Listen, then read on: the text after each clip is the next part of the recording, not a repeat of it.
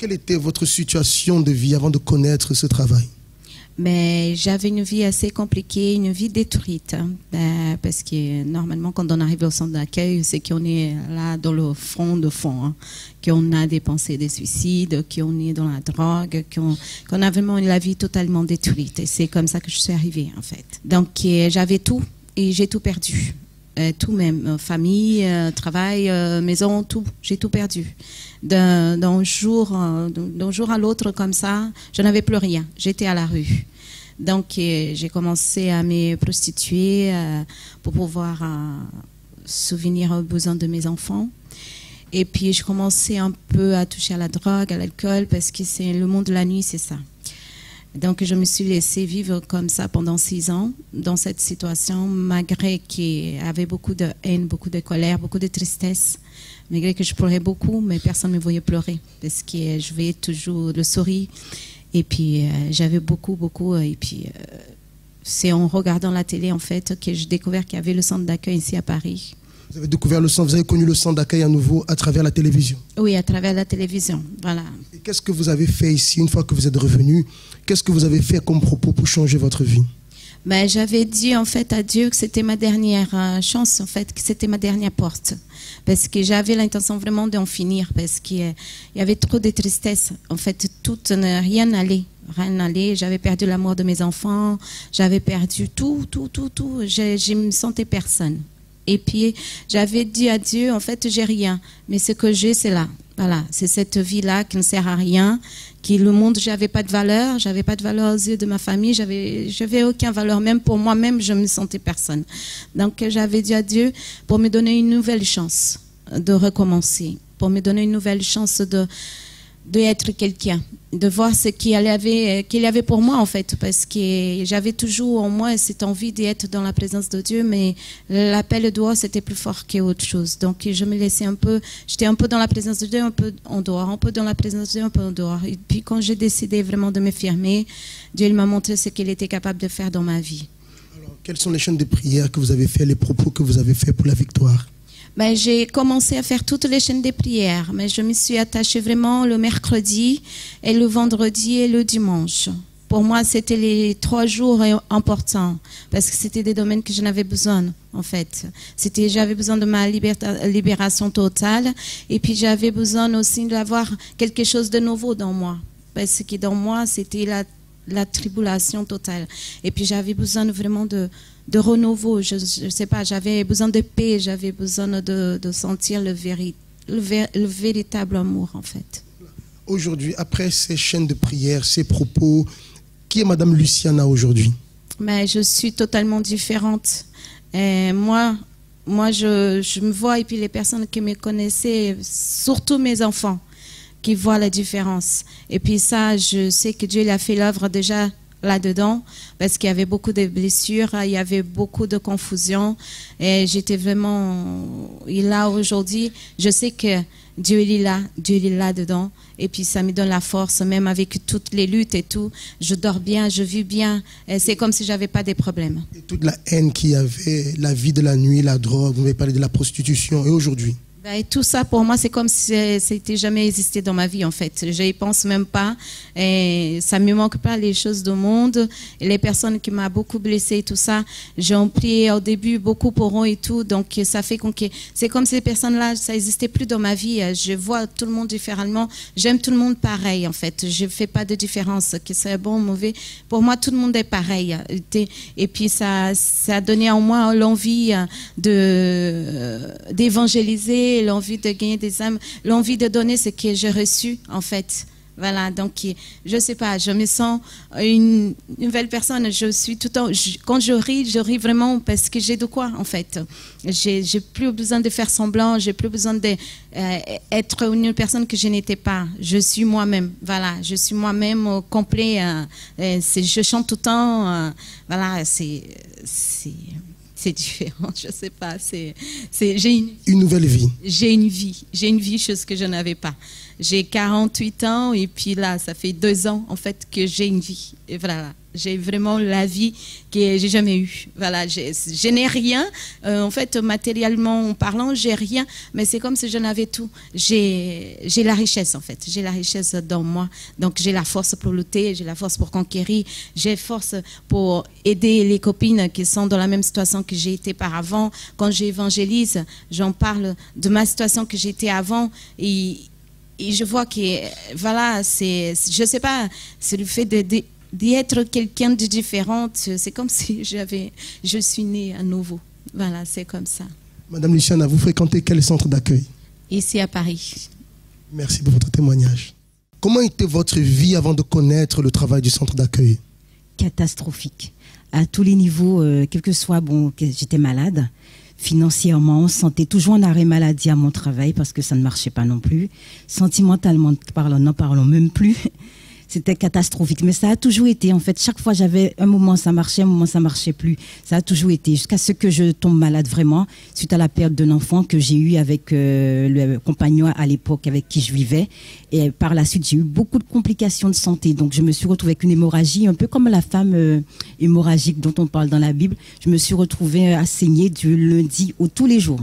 Pour les médecins, bon, ça passera, on vous a enlevé l'enfant, il faut attendre. Mais au bout de 2 mois, ça passe pas et on saigne comme si on avait tué un animal. Ça, je me suis dit que là, c'est pas normal. Ça veut dire votre vie sur le plan financier, sur le plan sentimental, sur le plan de la santé. En fait, sur tous les domaines, votre vie était anéantie. Tous les domaines, rien ne fonctionnait. Donc, j'avais même programmé de me suicider. J'étais quand même accro un moment aux antidépresseurs. Donc, j'ai dû faire le psychiatre, le psychanalyste, le psychothérapeute. Je crois que j'ai tout consulté, quoi. Et à un moment, je me suis arrêtée parce que j'arrivais même plus. J'étais comme une sorte de légume. J'arrivais même plus ni à réfléchir. Et mes collègues me disaient, est-ce que tu t'es vu? Donc, j'ai décidé d'arrêter. Mais ma vie a empiré. Comment est-ce que vous avez connu le travail du centre d'accueil? Ben, par rapport à tout ce qui m'est arrivé au niveau de ma santé, j'étais partie aux Antilles et ma tante qui est au centre d'accueil, c'était quelqu'un qui était à 100% avec les voyants, les médiums. Elle a décidé de se convertir. Et lorsqu'elle m'a dit, France-Lise, quand tu retournes chez toi, va au centre d'accueil, ça existe en métropole, cherche. Et comme je dirais, Dieu a fait, ce jour-là, je tombe sous l'émission. À l'époque, c'était l'évêque Victor, il fallait prendre un verre d'eau. C'est la première fois que je tombe sous l'émission, donc j'ai commencé à suivre l'émission, à boire le verre d'eau. Et là, je me suis dit, de toutes les manières, j'ai rien à perdre, je vais me suicider. Il faut que je trouve, ce lieu. Donc c'est comme ça que j'ai décidé de venir. Et lorsque vous êtes arrivé, qu'est-ce que vous avez fait ici pour que votre vie puisse changer? Je venais du lundi au dimanche. J'ai fait toutes les chaînes de prière. Je faisais le mardi pour ma santé. Quand j'ai commencé à faire le mardi pour ma santé, j'ai été à la clinique. Le gynéco m'a dit, on doit vous opérer d'urgence. C'est pas bon par rapport à mon problème de sang. Et c'est quand ils ont vu qu'il y avait encore, je pense que c'est un petit bout de fœtus qui est en train de pourrir peut-être dans mon ventre. Et c'est pour ça que bon, j'avais une hémorragie. Il m'a dit, c'est pas bon, on doit vous opérer d'urgence. Et le jour de l'opération, je me rappelle, ils n'arrivaient même pas à me piquer pour mettre l'anesthésie. J'ai dit, mon Dieu, c'est pas normal. Maintenant, aide-moi. Et après, ça s'est bien passé. Quelques temps après, plus de sang. J'avais aussi un problème de sciatique. Plus de sciatique. Et également, j'ai demandé à Dieu, Seigneur, je te donne ma vie, mais enlève-moi de cet appartement. Parce que mon ex-compagnon, lorsqu'il venait, c'était pour m'agresser. Donc, j'allais dormir chez des gens à droite, à gauche. Chaque fois quand il venait, c'était m'agresser à chaque fois. Donc, du coup, j'ai dit, aide-moi, je vais me donner à toi, mais donne-moi une maison, il faut que je sorte de là.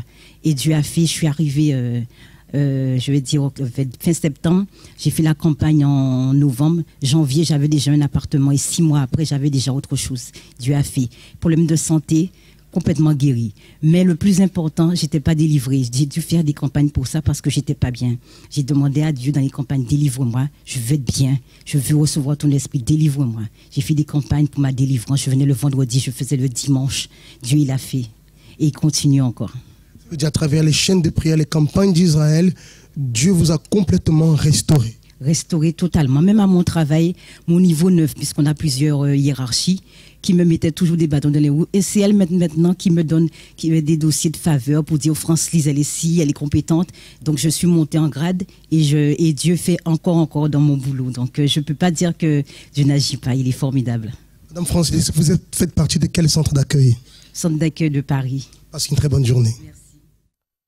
Très chers amis, une fois de plus, nous nous retrouvons dans cette émission toute spéciale. Et nous voulons une fois de plus vous faire part des merveilles que Dieu désire réaliser dans votre vie, vous montrer le chemin justement pour avoir la réponse que vous attendez depuis longtemps.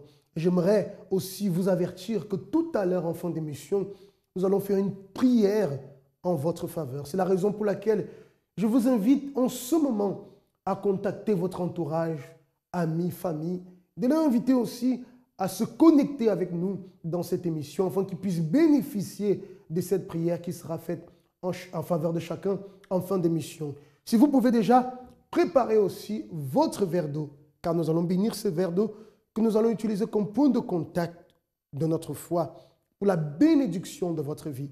Je vous laisse en ce moment avec le témoignage de Clarisse et on se retrouve juste après. Alors avant d'arriver au centre d'accueil, entre ma fille et moi, ça ne se passait pas bien du tout. Donc ma fille était très attachée à moi, elle était vraiment gentille, elle était toujours une enfant agréable en fait.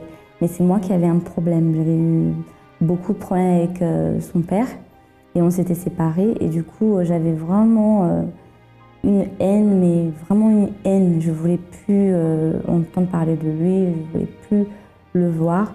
Et comme ma fille elle ressemblait beaucoup à son père, j'ai vraiment reporté toute cette haine sur elle. Je lui en voulais énormément d'être là.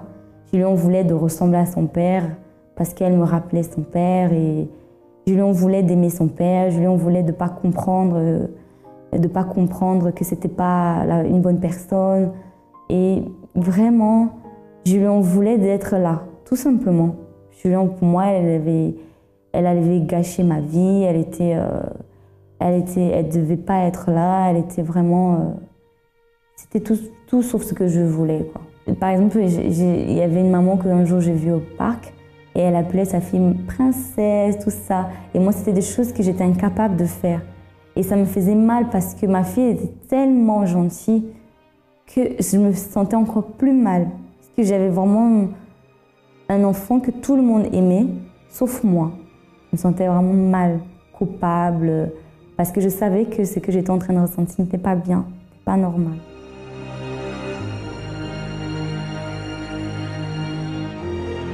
Alors quand je suis arrivée au centre d'accueil, j'ai commencé à faire le propos pour la famille qu'on faisait tous les dimanches, de présenter l'album.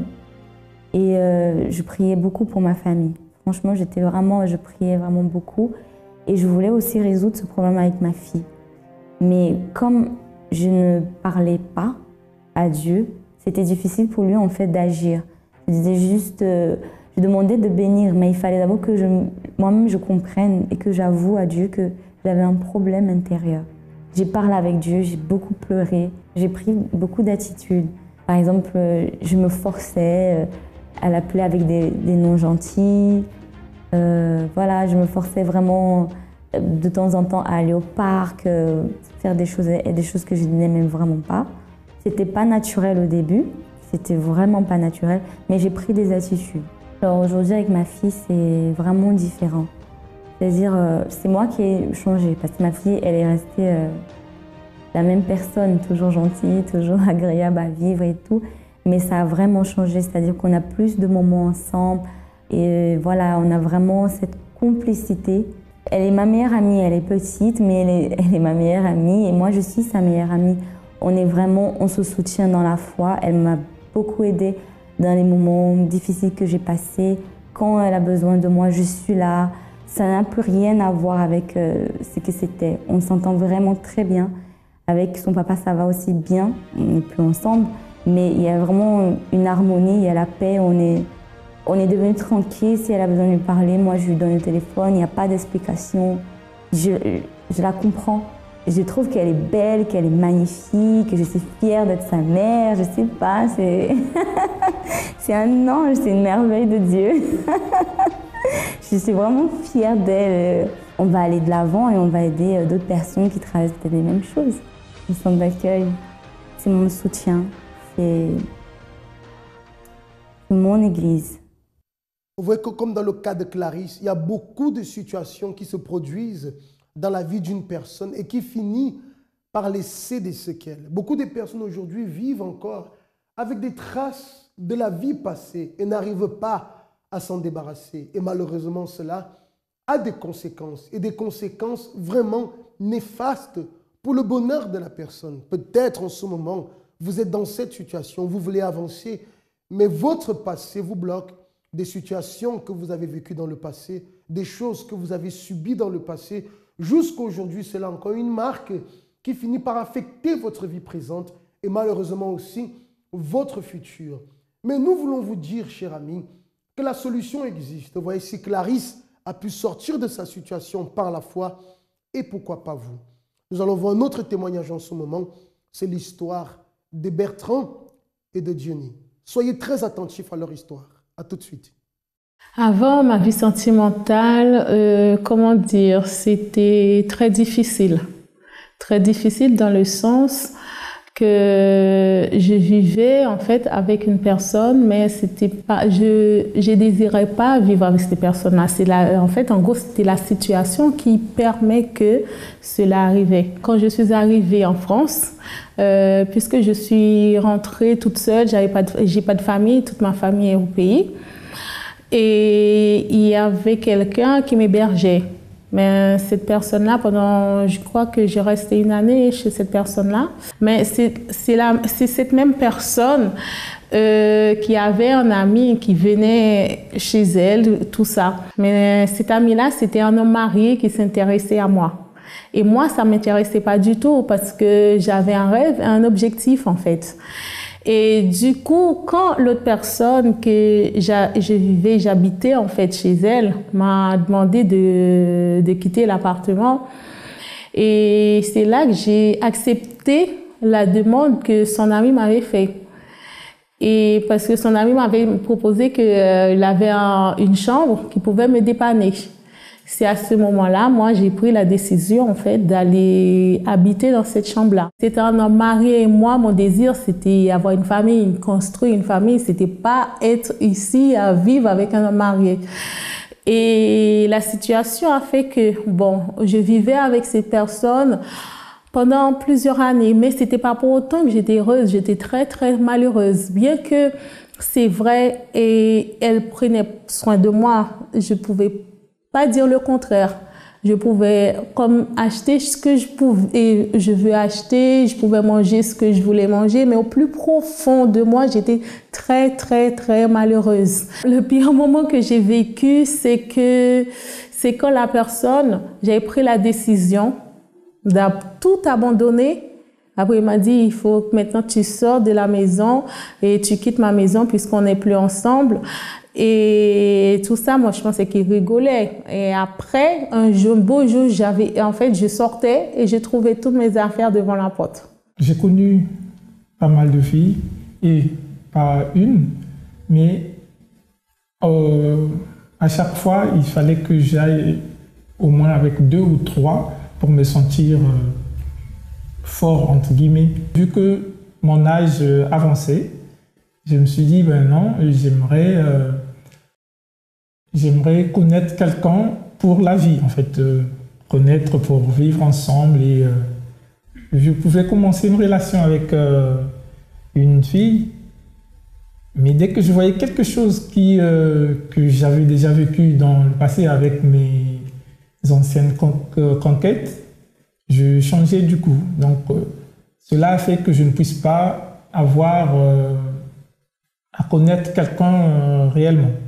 Le pire moment, c'est que dans la recherche d'une femme, je me suis retrouvé comme dans un manque, en quelque sorte, et je suis allé dans une maison close. Et de là, je suis allé une fois, mais c'était la goutte qui avait débordé en fait tout le vase. J'étais tombé plus bas dans le sens que je me sentais plus bien, plus en confiance comme j'étais avant. Même moi qui pouvais parler qui avait un certain courage de parler aux filles, je n'arrivais même plus à partir de cette année-là. En fait.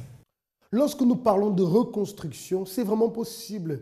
Regardez un peu, vous venez de voir, découvrir dans quel état se trouvait la vie de Bertrand et la vie de Johnny. Et beaucoup de personnes se retrouvent aujourd'hui dans cette situation. Une vie détruite, une vie qui n'avance pas, où chaque tentative se solde par des échecs, par des déceptions, au point que la personne finit par croire qu'elle est la propre malédiction. Des personnes qui croient même qu'elles sont nées pour souffrir, qu'elles ne sont pas destinées au bonheur. Ce qui est complètement faux. Beaucoup de choses peuvent se détruire dans notre vie.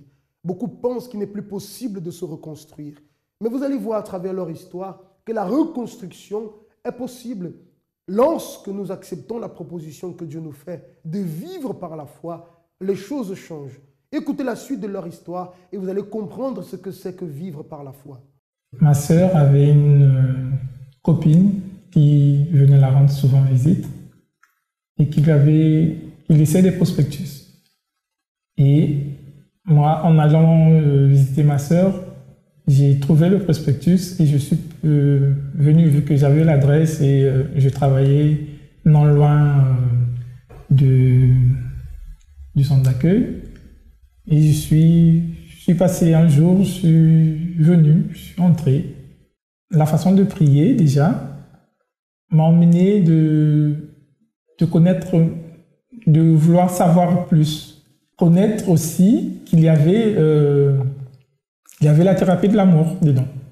J'ai participé à la campagne d'Israël et surtout pour la thérapie de l'amour, donc pour la vie sentimentale, parce que je me disais que ce ne serait que dans ce sens-là que je pourrais avoir une clarté de l'esprit vis-à-vis de ma vie sentimentale. Avant, j'avais des regards un peu mal intentionnés, mais à travers cette campagne, je me suis donné l'objectif d'avoir des idées claires dans le sens d'être, disons, objectif, ne pas avoir trop d'idées dans ma vie sentimentale, surtout. Pendant la campagne d'Israël, je me suis donné à fond. Déjà, moi qui était un peu quelqu'un qui ne pouvait pas rester longtemps pour tenir quelque chose. Donc, même dans la vie professionnelle, j'étais un peu tergiversant. Mais là, je me suis donné à fond pour suivre ce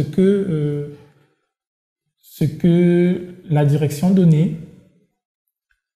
J'ai jeûné. Je priais, je me levais tard la nuit pour prier. Je me suis donné une discipline de suivre, et même pas seulement à l'église ni à la maison, mais même à l'extérieur, dans la vie courante. Je me suis donné cette discipline de rester comme séparé de beaucoup de choses pour me concentrer dans cette campagne d'Israël.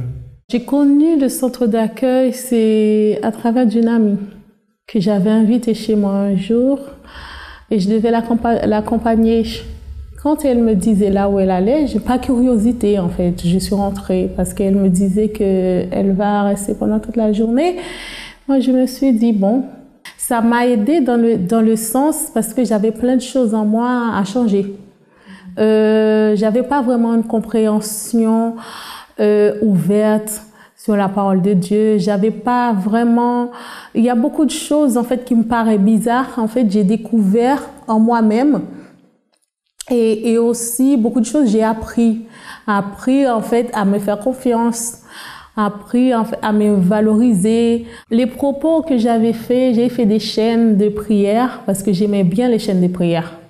Et ça fonctionnait toujours quand je fais les chaînes de prière. Quand on me demandait, j'appliquais parce que le désir, c'est d'avoir une vie en fait totalement transformée, changée. La campagne d'Israël, quand je suis arrivée, c'est vrai que j'avais pas trop bien compris la campagne d'Israël, mais après quand j'ai compris, c'est à travers le sacrifice qu'on peut obtenir la victoire ou ce qu'on désire. C'est là que je me suis lancée. Mais par contre, la campagne d'Israël que j'avais faite, c'était pour ma vie sentimentale. Parce que je voulais absolument avoir un homme de Dieu.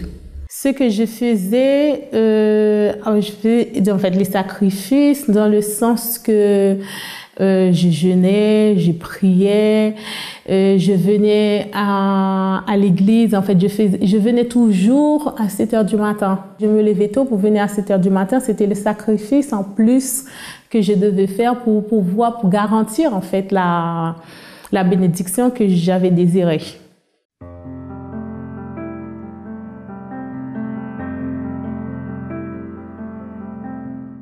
Quand on s'est rencontrés, c'est à la thérapie de l'amour, à travers la réunion de la thérapie de l'amour, les chaînes de prière de la thérapie de l'amour. J'avais décrit en fait et la personne que je voulais, mais je ne pouvais pas savoir quel type de personne que j'allais rencontrer.